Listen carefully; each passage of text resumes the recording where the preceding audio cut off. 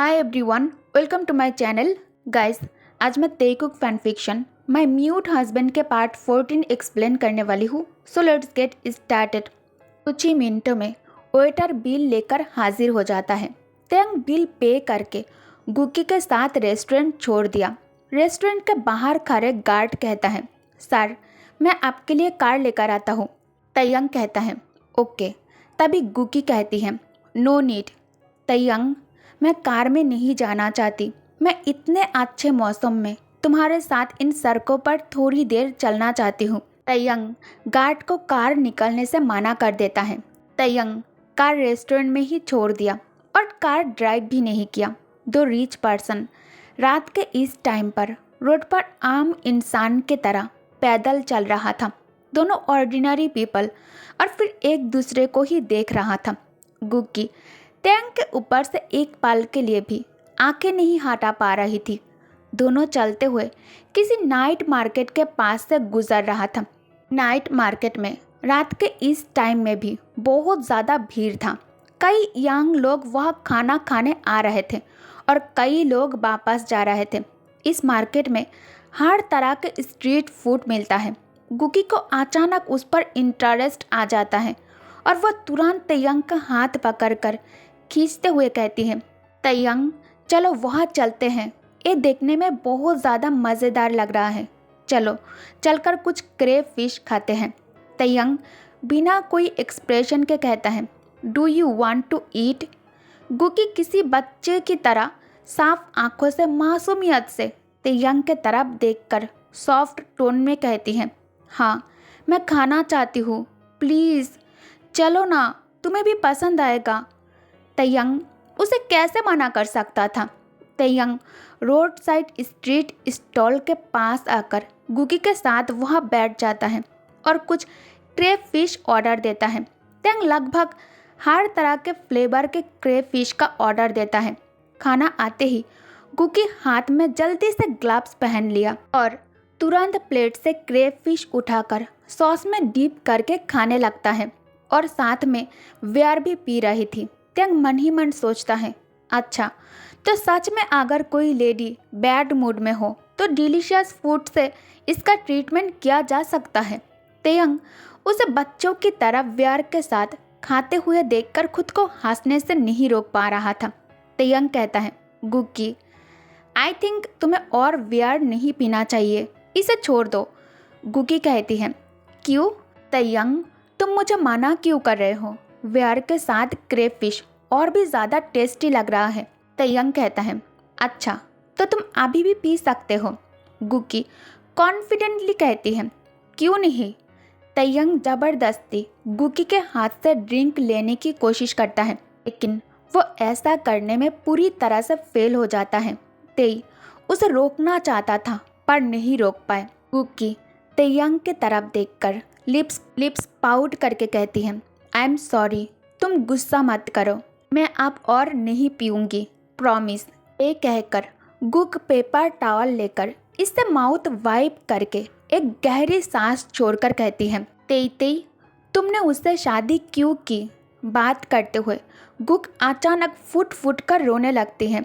जब भी वो दुखी होती है तब वो और भी ज़्यादा खाती है, लेकिन अभी उसका पेट इतना भर गया था कि उसके लिए और खाना पॉसिबल नहीं था। गुक्की इस वक्त पूरी तरह से शराब की नशे में डूब चुकी थी। गुक तेई से एक के बाद एक सवाल और शिकायत किए जा रहा था। अगर वो होश में होती तो शायद वो इस तरह के सवाल करने की हिम्मत ही नहीं करती। तयंग बिना एक्सप्रेशन के गुकी के तरफ देख रहा था, लेकिन तेई इस वक्त कोई जवाब नहीं दे रहा था। गुकी कहती है, तेई मुझे बताओ ना, तुमने उसे उस डम से शादी क्यों किया। हाँ मैं नशे में नहीं हूँ, प्लीज़ बताओ। दरअसल जो लोग ड्रिंक करना पसंद करता है उन्हें अक्सर नशे के बाद का एहसास बहुत ज़्यादा पसंद आता है। गुक्की अचानक तयंग का कॉलर अपने मुट्ठी में भर लेती है और खुद को तयंग के करीब करके कहती है, मैं तुमसे प्यार करती हूँ तयंग, मैं तुम्हें इतने सालों में भी नहीं भूला हूँ। जब मैं मॉम डैड के साथ विदेश में अपने कज़िन की शादी अटेंड करने के लिए गई थी, तब मैंने सुना कि तुमने मेरे पीछे उस डम से शादी कर ली। तब मुझे लगा कि तुमने ये सब सिर्फ मुझसे जान छुड़ाने के लिए और मुझे धोखा देने के लिए किया। मेरे साथ जो भी था सिर्फ बिजनेस डील और तुम्हारे एक चाल था बस। इसीलिए मैंने इसे ज़्यादा सीरियसली नहीं लिया। लेकिन जब मैं शादी ख़त्म होने के बाद घर लौटा तब मुझे पता चला कि तुम सच में शादीशुदा हो। तुम्हारी शादी किसी लड़के के साथ हो गया है। उससे जब मैंने अपने आँखों से तुम्हारे आसपास घूमते हुए देखा, उस पल मेरा दिल टूट गया था। गुकी अपने हाथों से अपने दिल को पकड़ लिया और दर्द से कराहते हुए कहती है, तेई, तुम्हारे बिना मैं जी नहीं पाऊंगी। मैं पल पल मर रही हूँ। तेयंग आसपास नज़र घुमाकर देखता है। सब लोग उन्हें ही देख रहे थे। तेयंग जल्दी से कुर्सी से उठकर खड़ा हो गया और शॉप के ओनर से बिल क्लीन करने के लिए कहता है। बिल पे करने के बाद तेयंग उसे अपने लंबे बाहों में पकड़ लेता है और उसके आंखों में देखते हुए कहता है, चुप हो जाओ, अभी तुम नशे में हो। मैं तुम्हें यहाँ से घर ले जाऊँगा, ओके? गुकी कहती है, नहीं, मैं उस घर में नहीं जाना चाहती जहाँ वो डम रहता है। I just hate him. उसके वजह से ये सब कुछ हुआ। मैं उसे मार डालूंगी। तेयंग कहता है, स्टॉप नॉनसेंस। मैंने तुम्हें शांत रहने के लिए कहा ना। तुम अभी नशे में हो इसलिए कुछ भी कह रही हो। बाद में तुम्हें इसके लिए रिग्रेट होगा। गुकी कहती है, नहीं, तुम पहले मुझे जवाब दो। गुकी इस समय एक बच्चे की तरह मनमानी करने लगती है। प्लीज़ तेई, मुझे बताओ। मैं जितना इस बारे में सोचता हूँ उतना ही मेरे दिल के लिए एक टॉर्चरिंग बनता जा रहा है। तेयंग उसके तरफ देखकर आहें भरते हुए कहता है, उसे शादी करने का असली कारण लंबे समय से अनइम्पॉर्टेंट रहा है। गुकी कहती है, तो फिर इम्पॉर्टेंट क्या है? तेयंग कहता है, इससे अब कोई फ़र्क नहीं पड़ता। इससे अब कोई फ़र्क नहीं पड़ता कि मैं उसे कितना नफ़रत करता हूँ। इससे अब ये भी बदल नहीं जाएगा कि अब मैं एक मैरिड पर्सन हूँ और वो मेरे लाइफ पार्टनर, वो मेरे हस्बैंड और मेरे बच्चों के फादर हैं। कम से कम ये अब मेरे लिए नहीं बदल सकता। हम दोनों के बीच जो कुछ भी था अब वो पास्ट बन चुका है और मेरे पास अभी जो है इसमें मैं अपना प्रेजेंट और फ्यूचर देखता हूँ। तेयंग गुकी को इस हालत में अपने साथ विला में नहीं ले जा सकता था क्योंकि वो पूरी तरह नशे में है। हर कोई शक के नज़र में देखना शुरू कर देता। तेयंग उसे लेकर किसी 7 स्टार होटल में आ गया और अपने लिए एक रूम बुक किया। तेयंग गुकी के साथ होटल रूम के अंदर आ जाता है। जैसे तेयंग उसे लेकर अंदर आया, तेयंग होटल रूम की डोर क्लोज नहीं कर पाए थे। गुकी खुद को तेयंग के बाहों से फ्री करने के लिए स्ट्रगल करने लगती है। जैसे ही तेई उसे फ्री करता है, गुक जल्दी से अपने ऊंचे हाई हील वाली शूज़ निकालकर अपने पैरों पर सारा बॉडी वेट डालते हुए खुद को तेयंग के लेवल तक लेकर आया और फिर अपने रेड लिप्स से तुरंत तेयंग के लिप्स अट्रैक्टिवली पकड़ लिया था। इस अचानक किस और अटैक से तेयंग अचंभित हो गया था। तेयंग तुरंत उससे खुद को दूर करने के लिए किस को तोड़कर गुकी के कमर से अपना हाथ हटा लेता है, लेकिन गुकी अपने सॉफ्ट और नाजुक हाथ तेयंग के गर्दन के चारों ओर टाइटली लपेटकर सॉफ्टली फुसफुसाते हुए उसे दूर जाने से रिफ्यूज़ कर दिया। गुकी लिप्स पाउट करके कहती है, Taehyung, I miss you, I really miss you. Taehyung faintly दरवाज़ा बंद करते हुए कहता है, आई नो। तेयंग को अभी गुकी की हरकतें थोड़ी अजीब सी लग रहा था। तेयंग बड़ी मेहनत से कमरे की लाइट्स ऑन किया और उसे बेड तक लेकर गया, लेकिन गुकी अभी भी तेई को छोड़ने के लिए राज़ी नहीं था। गुकी कहती है, तेयंग, मत जाओ, will you stay with me please, I beg you, don't go. Gukkie खुद को हमेशा इन सब चीज़ों से दूर ही रखती है। वो सिर्फ कभी कभार ही ड्रिंक करती है। गुक्की बार बार तेयंग के ऊपर चढ़ने की कोशिश करने लगती है। तभी अचानक तेयंग को जंगकुक के बारे में याद आ जाता है और वो खुद को गुक से पीछे करके उसे हार्शली बेड पर थ्रो कर एक हाथ से टाइटली अपना हेयर्स पकड़ कर कहता है, नहीं, मैं उसके साथ डिसऑनेस्ट नहीं हो सकता। मुझे अभी भी वो दिन याद है जब हम कुछ साल पहले इटली में घूमने गए थे। तब मैंने उसे अपने साथ ज़बरदस्ती किसी बिजनेस पार्टी में लेकर गया था। वह उसने ड्रिंक कर लिया था और नशे में बिल्कुल गुगी की तरह ही मुझ पर अटैक कर दिया था। लेकिन नेक्स्ट डे जब सुबह उसने मेरे वाइट शर्ट पर लिपस्टिक की मार्क देखी, तब पता नहीं उसके अंदर इतनी हिम्मत कहाँ से आ गए थे। उसने मेरे कैबिनेट ओपन किया और फिर कैंची से मेरे सारे कपड़े काट दिए थे। जब मैंने उसे सच बताया कि ड्रंक होकर ये सब कुछ उसी ने किया, तब वो शांत होकर अपने कमरे में चले गए थे। तेंग बेड के पास खड़े होकर कहता है, गुक, अभी तुम होश में नहीं हो। तुम जो करने की कोशिश कर रहे हो, ऐसा करके अभी तुम खुद को ही दुख दोगी, क्योंकि मेरे दिल में अब कोई और है। हम दोनों का रास्ता अब अलग हो चुका है। तुम यहाँ रहकर आराम करो। मैं विला में वापस जा रहा हूँ। कल सुबह ऑफिस में मिलते हैं। गुड नाइट, गुकी कहती है। तेयंग, मैं नशे में हूँ, ऐसा अभी अभी तुम ही ने कहा, तो मैं तुम्हारे साथ अभी कुछ नहीं कर सकती, राइट?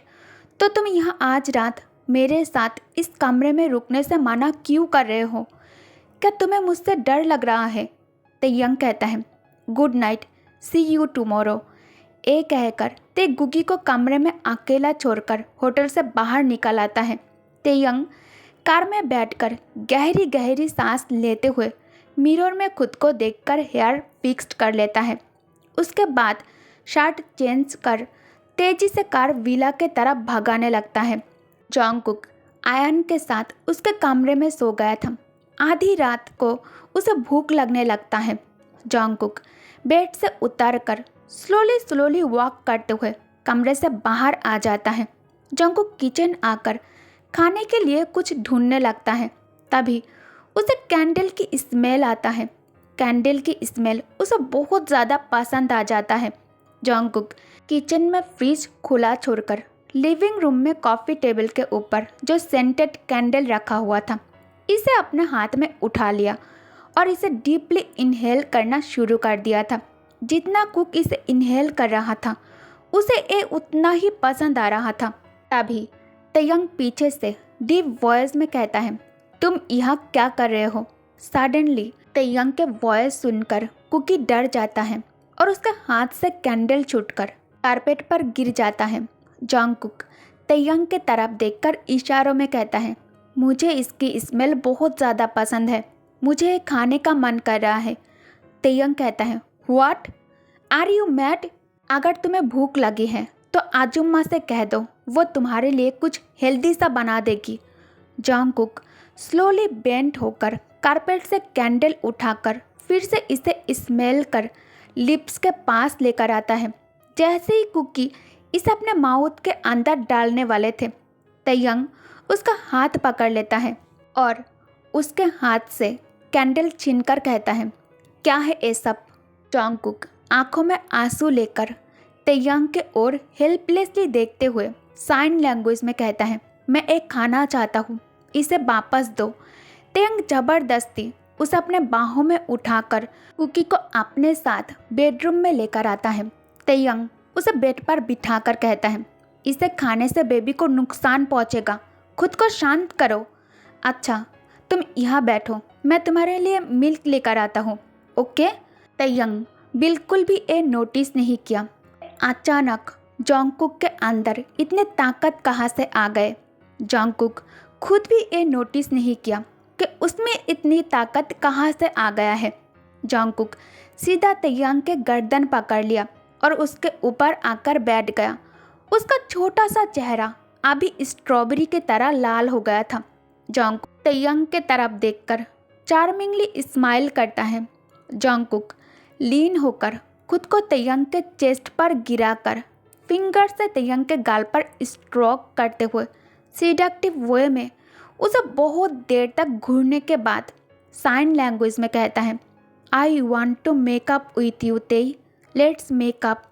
अब से तुम और मैं कभी सेपरेट नहीं होंगे, ठीक है। तेयंग शॉकिंगली अपने वाइडन आइज के साथ जंगकुक को घूरते हुए कहता है, what's wrong with you. Jungkook ने जब देखा तेयंग कोई आंसर नहीं दे रहा है, जंगकुक अचानक बहुत ज़्यादा डेस्परेट हो जाता है और तेयंग के नेक पर अपना फेस हाइड कर उसे स्निफ करते हुए फिर से अपना चेहरा ऊपर उठाया और आंसू भरी आंखों से तेयंग को घूरते हुए इशारों में कहता है, क्या तुम किसी लेडी से मिलकर आए हो। तेयंग जैसे ही ये सुनता है जल्दी से जंगकुक को अपने ऊपर से हटाकर कहता है, दिमाग खराब हो गया है तुम्हारा, दिन भर क्या सोचते रहते हो। जंगकुक कहता है, तुम्हारे बॉडी से फीमेल परफ्यूम की खुशबू आ रहा है मुझे। तेयंग कहता है, जाओ अपने कमरे में जाओ।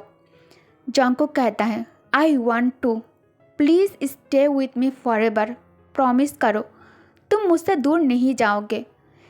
जंगकुक अब बहुत ज़्यादा जल्दी में था, इसीलिए जंगकुक फिर से तेयंग को बेड पर पुश किया और खुद उसके ऊपर आकर अपने कांपती हुई सॉफ्ट और रेड लिप्स अपने हस्बैंड के लिप्स के ऊपर रख दिया। तेयंग के स्टूपिडिटी के बावजूद जंगकुक अपने हस्बैंड को बहुत ही अटेंटिवली किस करता है। जंगकुक नशे में नहीं था, बात सिर्फ इतना है कि प्रेगनेंसी के कारण हार्मोन ओवर एक्टिव होने के कारण वो इस तरह से वियर्डली एक्ट कर रहा है। जंगकुक अब धीरे धीरे अपने हस्बैंड को चूमने लगा और उसके शरीर पर बढ़ती गर्मी अब और भी ज़्यादा डबल हो रहा था। तेयंग को कुछ समझ नहीं आ रहा था कि एक क्या हो रहा है। तेयंग अब सांस नहीं ले पा रहा था। अचानक तेयंग अनकंफर्टेबल महसूस करने लगता है। जंगकुक किस ब्रेक कर तेयंग के डीप ओशन आइज में घूरते हुए दोनों हाथ उसके फेस पर रख दिया और लिप्स मूवमेंट के जरिए फिर से कहना स्टार्ट किया, तेई प्लीज़ टेक मी। तेयंग को लिप्स रीडिंग बहुत अच्छे से आता है। जंगकुक अपने कपड़े उतारने लगता है। जंगकुक कहता है, तेयंग हम दोनों बहुत ही लंबे समय से साथ में हैं। हमारी शादी के अब बहुत टाइम हो गया है, लेकिन हमारे बीच प्यार की पाल बहुत ही ज़्यादा कम है। आज मैं तुम्हें अपने हिसाब से अपने तरह चाहता हूँ। उसके शरीर गर्म था और खुद को तेयंग के बाहों में रब कर रहा था। ओके गाइस, तो इस पार्ट को मैं यही एंड करती हूँ। आई होप आप लोग स्टोरी को बहुत ज़्यादा इंजॉय कर रही हो। और हाँ, कल हमारे यहाँ महफिल होने वाली है, तो पता नहीं मैं कल कोई वीडियो शेयर कर पाऊँगी या नहीं। अगर मैं 12 बजे तक वीडियो शेयर नहीं कर पाई तो मैं पोस्ट कर दूँगी आप सबको इन्फॉर्म करने के लिए, ठीक है। और अगर किसी तरह वीडियो रिकॉर्ड कर लेती हूँ तो फिर आप सबको वीडियो मिल जाएगी।